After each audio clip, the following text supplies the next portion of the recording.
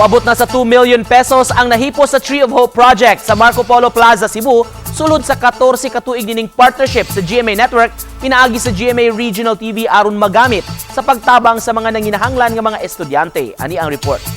5, 4, 3, 2, and 1. Merry Christmas! Delightful holidays to one! Opisyal nang gipasigaan ang Christmas Tree of Hope sa Marco Polo Plaza Cebu niadtong Sabado. Tag 200 pesos ang matagdayan-dayan ug ang mga guest mamahimong mubitay usab sa ilang mga mensahe. Sulod sa 14 katuig nga partnership sa Marco Polo Plaza Cebu ug sa GMA Network pinaagi sa GMA Regional TV, moabot na sa 2 milyones pesos ang nahipos, diin libuan na ka mga tinun-an ang natabangan. Atol sa pagpasiga sa Tree of Hope niadtong Sabado, gitunol sa Marco Polo Plaza Cebu, pinaagi sa ilang General Manager nga si Ruel Constantino ang tseke nga moabot sa 109,845 pesos ug gitunol kini kang Senior Vice President and Head of GMA Integrated News, Regional TV and Synergy, Mr. Oliver Victor Beltran Amoroso.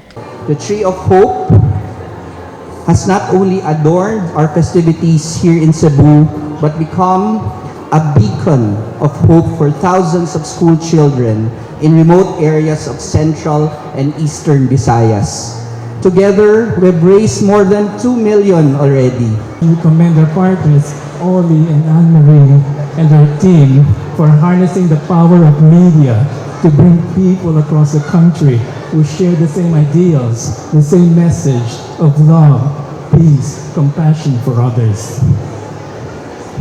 So tonight, in lighting this tree, I wish, a very simple wish, that may it light a spark in the lives of many of us. Gi-entertain usab sa Sparkle singer nga si Danny Ozaraga ang mga guest sa hotel pinaagi sa mga Christmas classics. The Christmas tree, I need to hang my stocking here upon the fireplace. Santa Claus will make me happy with a toy on Christmas Day. Gipanalangina ni Monsignor Jim Gore, team moderator sa Archdiocesan Shrine of St. Therese Parish, ang Christmas tree sa wa pa kini pasigaa isip pagtimaan sa kabalaan sa kalihukan. Uban ni Cleofer Lumayag, Luan Merondina, GMA Regional TV Live.